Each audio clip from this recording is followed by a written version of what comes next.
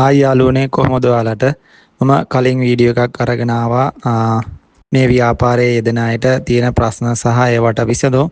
ඉතින් ඒකේ දෙවෙනි කොටස විදියට මම අද ඔයාලත් එක්ක තවත් කිහිප දෙනෙක් අහපු ප්‍රශ්න වලට විසඳුම් කතා කරන්න බලාපොරොත්තු වෙනවා.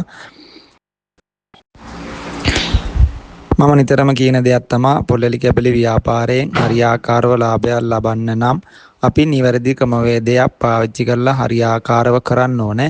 ඉතින් මේ ව්‍යාපාරය කරන ගොඩක් අයට තියෙන ප්‍රශ්නයක් තමයි තල මොහොත් කරලා පොල්ලලි 50 100ක් වගේ කපනකොට ආයෙ කැපෙන්නේ නැතුව යන එක.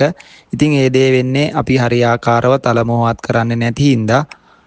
අපි පියක් මොහොත් කරනවා වගේ නෙමෙයි මෙතනදී පොල්ලලි කැබලි කරනකොට මැෂින් එකේ තල මොහොත් කරන්නේ.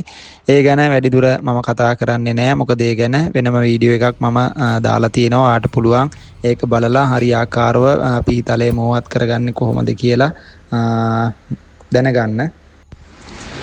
ඒ වගේම තමයි තව කෙනෙක් අහලා තිබ්බා අපි තල පන්නරේ තියන්න ඕනේ ලෙලි කොච්චර කැපුවාට පස්සේද කියන එක. අපි පන්නරේ තියලා උපරිම ලෙලි 25000ක් වගේ කැපුවට පස්සේ කම්මලට දීලා නැවත පන්නරේ තියා ගන්න ඕනේ. මොකද අපි පොල්ලලි කැබලි නිෂ්පාදනය කරනකොට ලෙලි 500ත් 600ත් 700ත් 800ත් අතර වගේ පීතල ගා ගන්න ඕනේ. ඉතින් එතකොට එහෙම අපේ පීතල මොහත තියෙනකොට පන්නරේ නිකම්ම නැති වෙලා යන හින්දා පොල්ලලි 25000ක් වගේ කැපුවට පස්සේ අපි නැවත පන්නරේ තියාගන්න ඕනේ. ඉතින් ඒ වගේම තමයි ගොඩක් අය අහනවා අපි පොල්ලලි කැබලි කැපුවට පස්සේ රයිසි කරන්න ඕනද කියලා. ඒ කියන්නේ හලන්න ඕනද කියලා. අපි පොල්ලලි කැබලි හලන්න අවශ්‍ය වෙන්නේ අපේ නිෂ්පාදනයේ ගුණාත්මක භාවය අවුලක් නැත්තම් අපි පොල්ලලි කැබලි හලන්න ඕනේ. තෙතලෙලි හරි අපි කපනකොට අපේ පොල්ලලි කැබලි වල කාටු ගතිය රොඩු ගතිය වැඩි නම් අපි ඒ වගේ පොල්ලලි කැබලි හලන්න ඕන. එහෙම නැත්නම් ආයතනයෙන් අපේ නිෂ්පාදනයේට කට් එකක් වැටෙනවා. ඒ නිසා අපි හලන්න ඕනේ පොල්ලලි කැබලි වල රොඩු ගතිය වැඩි වුණොත් විතරයි. එහෙම නැතුව අපි පොල්ලලි කැබලි හරියට කපනවා නම් හලන්න ඕනේ කියලා එකක් කොහෙවත් නැහැ. ඒ වගේම තමයි තවත් අයට තියෙන ප්‍රශ්නයක් තමයි වැඩිපුරම ලාභ වොෂ් කරන එකද අන්වොෂ් කරන එකද කියලා. ඉතින් ඇත්තටම වොෂ් කරන එක පොල්ලලි කැබලි වල මිල වැඩි වුණාට හොදලා පොල්ලලි කැබලි වේලනකොට වැඩි කාලයක් ගත වෙනවා. ඉතින් ඒක නිසා සාපේක්ෂව ගත්තාම දෙකේම ලාභය ළඟ ළඟ වගේ තමයි යන්නේ.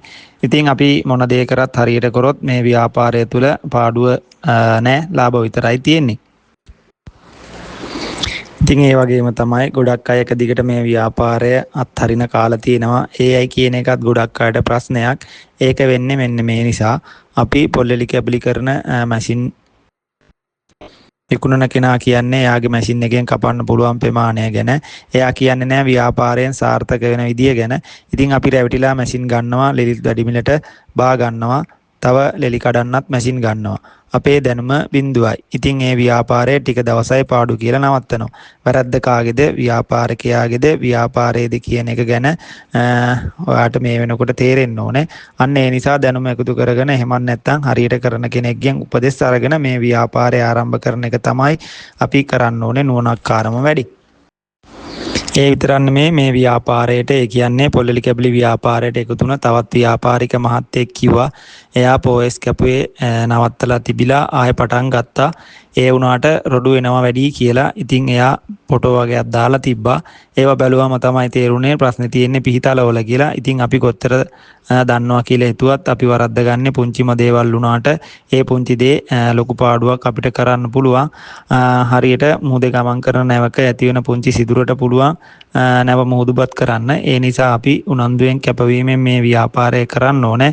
ඒ නිසා තල නිවැරදිව ගාගෙන මැෂින් එකේ අනිකුත් අවශ්‍ය දේවල් හරියාකාරව තියනවාද කියලා බලලා නිෂ්පාදන ක්‍රියාවලියේ යෙදෙන්න.